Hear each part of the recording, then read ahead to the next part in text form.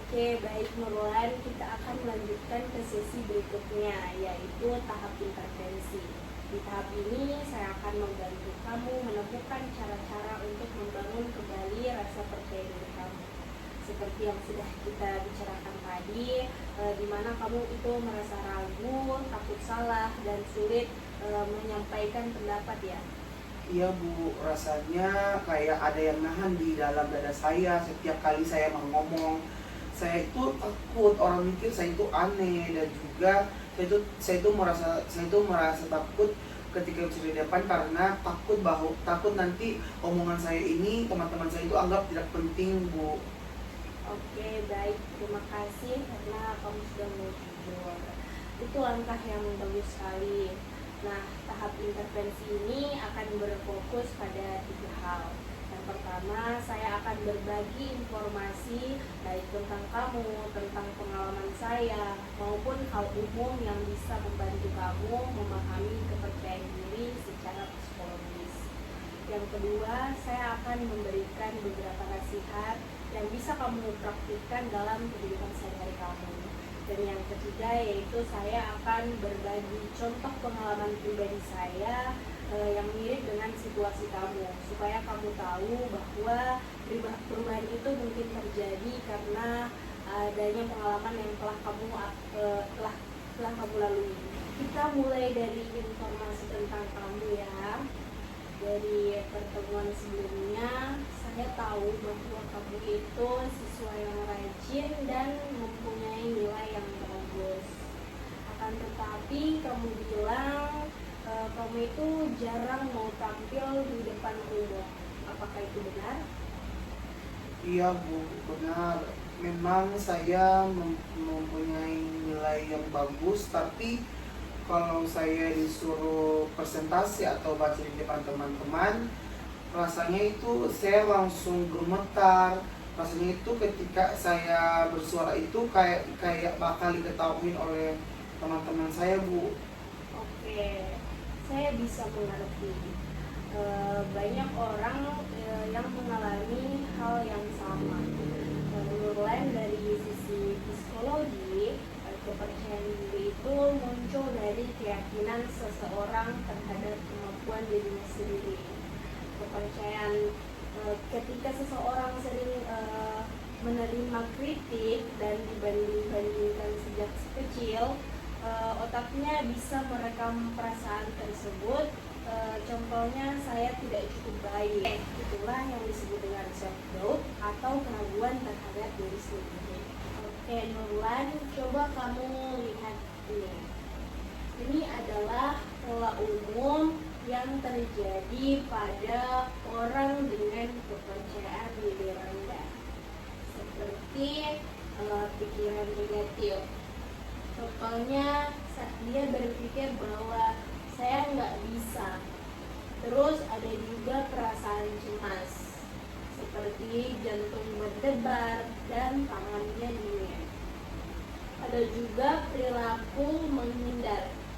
Contohnya, dia tidak mau mencoba hal-hal baru.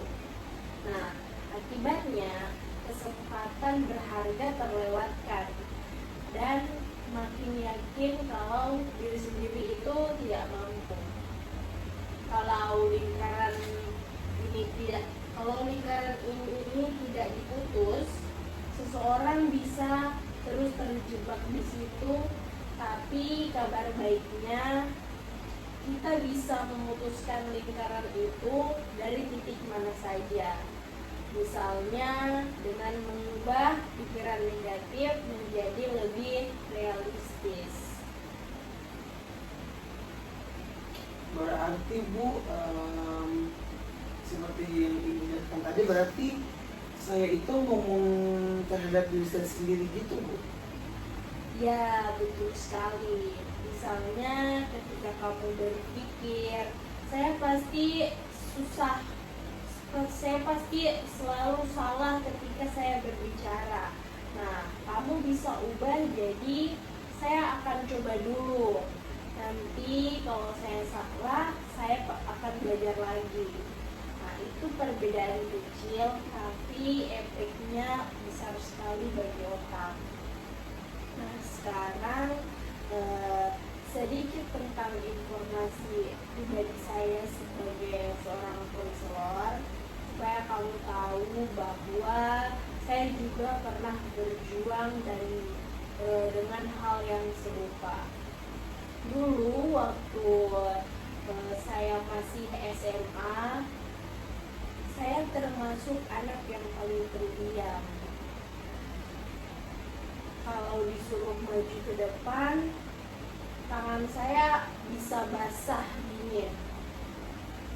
Tapi waktu saya belajar tentang psikologi, saya baru sadar bahwa rasa takut itu sebenarnya adalah bentuk perlindungan diri dari rasa malu. Jadi bukan tanda kelemahan, tapi sinyal yang bisa dilatih.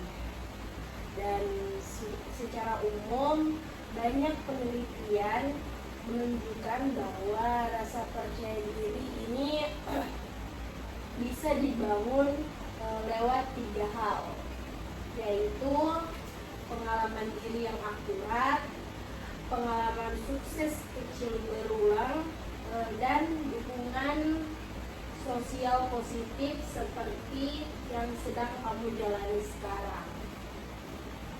Jadi Bu, saya ingin jawab dengan permasalahan kurang percaya diri saya itu, apakah saya masih bisa untuk berubah Bu? Tentu saja bisa, Nurlan. Tidak ada yang terlambat untuk belajar percaya pada diri sendiri. Oh iya Bu. Jadi Bu, apakah ada nasihat untuk saya terhadap permasalahan yang saya alami ini Bu? Jadi untuk nasihat, saya memiliki beberapa nasihat terkait masalah yang kamu alami.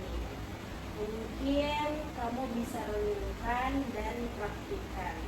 Nah, nasihat yang pertama yaitu percaya diri itu tidak muncul dari hasil, tapi dari proses mencoba.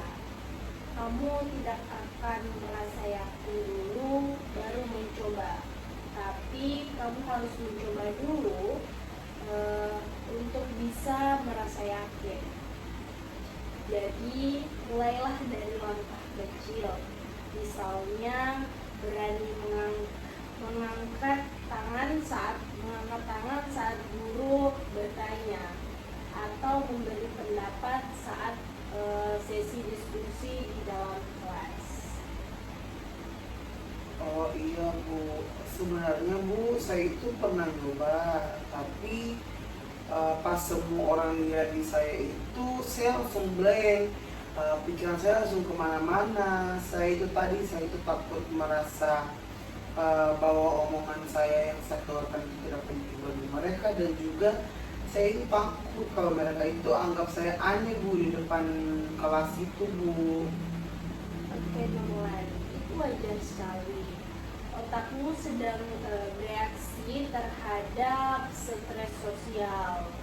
Tapi kamu tahu, setiap kali kamu mencoba lagi, tubuhmu belajar bahwa situasi itu tidak berbahaya. Jadi lama-lama rasa cemasmu berkurang karena kamu telah berusaha untuk mencoba hal tersebut. Iya Bu. Itu perasaan yang sering muncul karena kamu hanya melihat hasil akhir orang lain, bukan proses mereka. Coba mulai besok, setiap kali kamu melihat teman kamu tampil, bilang ke diri kamu, saya juga bisa. Mungkin, tapi belum sekarang. Tapi aku sedang belajar untuk bisa tampil seperti mereka. Oh iya Bu, terima kasih nasihatnya Bu. Apakah masih ada nasihat Bu untuk permasalahan saya ini Bu? Oke, untuk nasihat terakhir, hargai setiap kemajuan kecil yang kamu peroleh. Kalau hari ini kamu bisa bicara satu kalimat dengan tenang, itu sudah merupakan sebuah kemajuan. Dan kalau besok kamu bisa 2 kalimat, itu luar biasa. Jangan tunggu sempurna untuk mengakui diri kamu. Iya Bu, dari semua nasihat yang Ibu berikan kepada saya itu suka terhadap nasihat yang terakhir Bu. Saya itu memang kadang saya itu lupa ngasih penghargaan ke diri sendiri Bu. Saya itu kurang ngasih penghargaan kepada diri saya sendiri Bu. Saya itu kurang percaya terhadap diri saya sendiri Bu. Nah, mulai sekarang setiap malam kamu bisa tulis di buku kecil, hari ini hal baik apa yang sudah kamu lakukan. Mungkin sederhana seperti saya berani menyapa teman-teman saya. Itu cara ampuh menumbuhkan kepercayaan diri pada diri kamu sendiri. Oke Nurlan, tadi kamu sudah mendengar beberapa nasihat dari saya tentang bagaimana caranya membangun rasa percaya diri. Iya Bu, terima kasih atas nasihatnya Bu. Saya ucapkan terima kasih Ibu sudah mau memberikan saya nasihat terhadap permasalahan saya yang saya alami.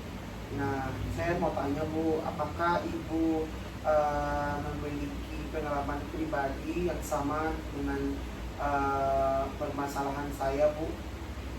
Oke, jadi jika kamu menanyakan tentang pengalaman pribadi saya, Ibu punya pengalaman yang sama permasalahannya terkait kepercayaan diri juga, itu pada masa kuliah.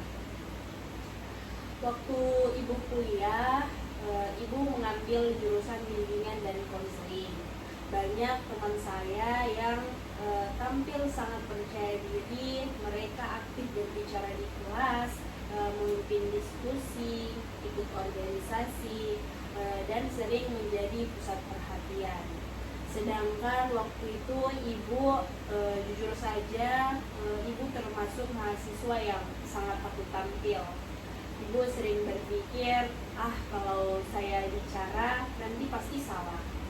Setiap kali ada tugas presentasi, tangan Ibu selalu gemetar. Suara Ibu juga terkadang tiba-tiba serak. Dan Ibu juga bahkan pernah menolak untuk menjadi moderator karena merasa tidak sanggup.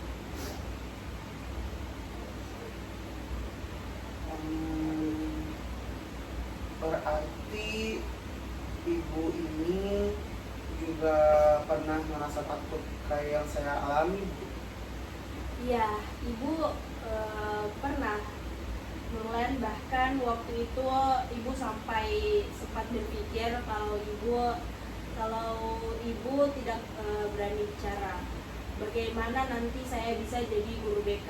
Tapi justru di titik itu saya belajar suatu hal penting, bahwa rasa percaya diri itu bukan datang dari keberanian yang tiba-tiba, melainkan dari keputusan untuk terus mencoba meski masih merasa takut. Dan suatu hari dosen Ibu waktu itu memberi saya kesempatan untuk menjadi pembicara dalam sebuah acara seminar kecil. Ibu waktu itu sempat menolak, tapi beliau bilang, Intan, kamu tidak boleh terus menghindar dari panggung. Kamu tidak akan pernah tahu seberapa besar kemampuan kamu. Itu yang dosen saya waktu itu bilang kepada saya. Nah, akhirnya saya menerima tawaran itu dengan perasaan campur aduk, takut, gugup, bahkan sempat ingin mundur di hari H. Tapi saya tetap maju. Di awal saya salah sebut data, saya minta maaf, dan saya pikir semua orang akan menertawakan saya. Tapi ternyata mereka tidak tertawa, justru beberapa teman memberikan tepuk tangan dan bilang, keren Intan, kamu tetap lanjut meskipun gugup. Dari situ Ibu belajar bahwa percaya diri bukan berarti tidak takut, tetapi tetap berjalan walaupun takut. Jadi Bu, rasa takut itu wajar ya Bu? Iya Nurlan, itu sangat wajar. Jadi takut itu tanda bahwa kamu sedang melangkah keluar dari zona nyaman kamu. Orang yang tidak pernah merasa takut biasanya tidak pernah mencoba hal baru. Tapi orang yang berani bukan karena dia tidak takut, tapi karena dia memilih untuk tetap melangkah. Jadi setelah beberapa kali saya mencoba berbicara di depan umum, rasa takut itu tidak langsung hilang, tapi berkurang sedikit demi sedikit. Dan kamu tahu, sekarang ibu bisa berbicara di depan banyak orang, sudah menjadi bagian dari pekerjaan saya setiap hari. Kalau saya menyerah, dulu saya menyerah, mungkin saya tidak akan duduk di sini berbicara dengan kamu hari ini. Jadi Nurlan, saya mau kamu tahu, kamu punya potensi yang luar biasa. Hanya saja potensi itu sedang tertutup oleh kabut keraguan kamu. Tugas kita adalah meniup kabut itu perlahan-lahan sampai kamu bisa melihat betapa terang cahaya yang kamu miliki. Oh iya Bu, dari cerita Ibu saya ngerasa cerita ibu itu sangat menyentuh ke saya. Saya jadi kepikiran bahwa ibu itu kok bisa berubah. Masa saya nggak bisa buang rasa kepercayaan diri saya itu, sedangkan ibu itu mampu membuang rasa kepercayaan diri itu. Tapi saya itu takut gagal Bu. Saya takut kalau nanti saya sudah coba untuk berubah terus malah diketawain Bu. Rasa takut gagal itu normal, tapi begini Nurlan, kegagalan itu bukan lawan dari keberhasilan, melainkan bagian dari proses menuju keberhasilan. Tidak ada orang yang langsung berhasil tanpa pernah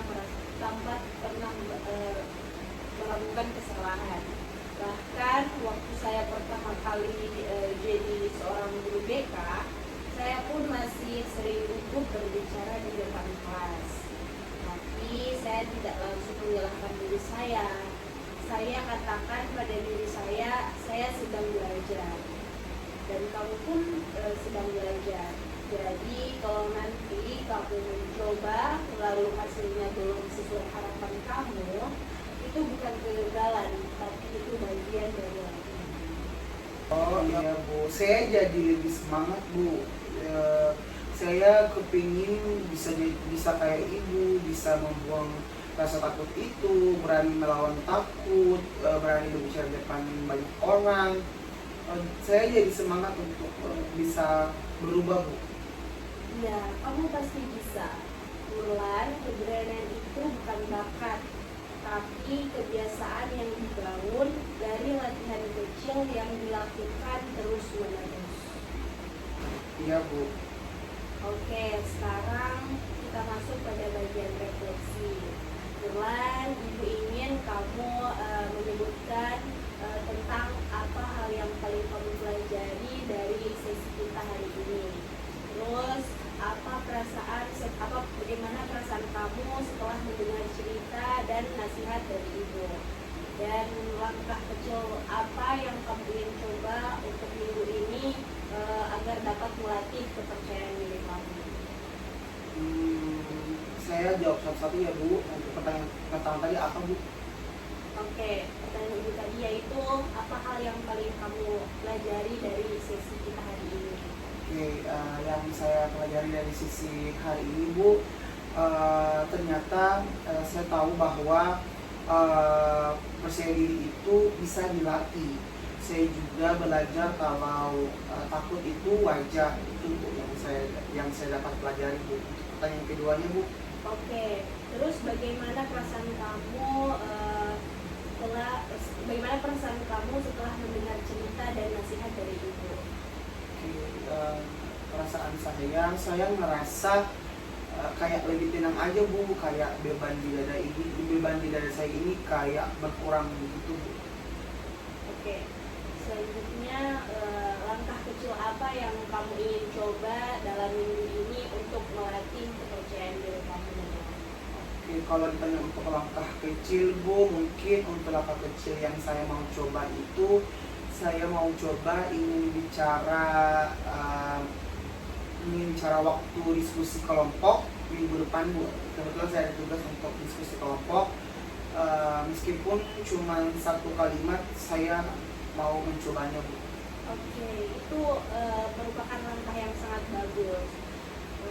Dan ingat ya Nurlan, bukan seberapa panjang kamu berbicara, yang penting keberanian kamu untuk mencobanya. Sekarang coba kamu bayangkan diri kamu di depan kelas pada minggu depan nanti. Kamu berdiri di depan teman-teman kamu dan semua teman-teman kamu itu memperhatikan kamu. Jantung kamu memang berasa berdebar, akan tetapi kamu tetap berbicara. Apa yang kamu rasakan ketika kamu berada di posisi itu? Coba kamu bayangkan. Ketika saya membayangkan itu Bu, saya deg-degan tapi juga senang Bu. Kayak akhirnya saya berani untuk menunjukin diri saya ke teman-teman saya Bu. Bagus sekali Nurlan. Ingat ya, perasaan itu karena otak kita akan lebih mudah mengulang hal yang sudah dibayangkan dengan perasaan positif. Jadi sebelum hari itu datang, kamu bisa latihan visualisasi pada malam sebelum kamu tampil. Bayangkan kamu tampil percaya diri, tersenyum, dan selesai dengan baik.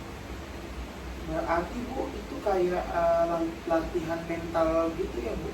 Ya, Nurlan, itu sejenis latihan mental yang dapat kamu lakukan sebelum presentasi di minggu depan. Oke Bu. Oke Nurlan, Ibu ada sedikit catatan kecil untuk kamu. Keberanian adalah keputusan untuk melangkah, bukan hasil dari hilangnya rasa takut. Kamu bisa simpan ini di buku catatan kamu, bacalah setiap kali kamu mulai merasa ragu. Ya, terima kasih Bu untuk catatannya atau motivasinya. Saya janji mau terus berusaha Bu. Saya percaya kamu pasti bisa. Nurlan, tapi ingat, proses membangun kepercayaan diri itu seperti mendaki gunung. Kadang kamu lelah, kadang ingin berhenti, tapi setiap langkah kecil tetap membuat kamu lebih dekat ke puncak. Kalau kamu merasa turun semangat, jangan sungkan untuk datang ke Ibu. Kita bisa evaluasi bersama. Siap Bu, saya senang bisa curhat sama Ibu. Rasanya kayak ada yang ngertiin saya karena selama ini saya ngerasa bahwa tidak ada orang di sekitar saya yang ngerti dengan permasalahan saya Bu. Dengan bicara sama Ibu, dengan bicara sama Ibu, saya ngerasa ada yang ngertiin tentang permasalahan saya Bu. Oke Nurlan, itulah tujuan Ibu di sini. Nurlan, saya ingin kamu tahu bahwa kamu tidak sendirian. Banyak siswa lain yang juga sedang berjuang seperti kamu, dan tugas saya adalah memahami kalian menemukan kekuatan diri masing-masing. Sekarang sebelum kita akhiri sesi ini, Ibu ingin kamu ucapkan satu kalimat untuk diri kamu sendiri. Kalimat penguat, sesuatu yang bisa kamu pegang saat nanti kamu merasa ragu. Kalimat untuk menguatkan diri saya itu Bu, saya ingin mengatakan pada diri saya bahwa saya cukup, saya berani, dan saya bisa belajar untuk percaya diri terhadap diri saya sendiri. Itu mungkin menjadi kalimat-kalimat untuk menguatkan saya ketika saya lagi merasa kurang percaya diri. Wah, itu kalimat yang sangat indah. Simpan kalimat itu baik-baik ya, Nurlan, karena kalimat itu berasal dari hati kamu sendiri. Terima kasih banyak Bu, saya bakal ingat omongan ini. Saya juga berterima kasih Nurlan karena kamu sudah mau terbuka dan berproses dengan jujur. Minggu depan kita akan lanjutkan dengan sesi tindak lanjut ya. Kita lihat bagaimana pengalamanmu mencoba tampil di depan kelas. Ya Bu, saya akan mencoba berusaha Bu. Itu semangat yang saya suka dengar. Sampai jumpa minggu depan ya Nurlan. Iya Bu.